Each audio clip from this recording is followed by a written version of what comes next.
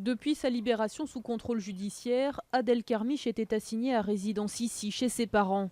Il portait un bracelet électronique. Le jeune homme né en 1997 avait tenté de partir 2 fois en Syrie.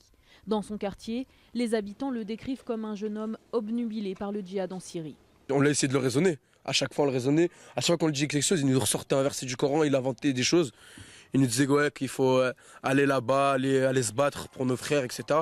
Nous, on disait que c'était pas bien. Après, il a dit que la France c'était une terre des mécréants, faut pas vivre ici, et ça.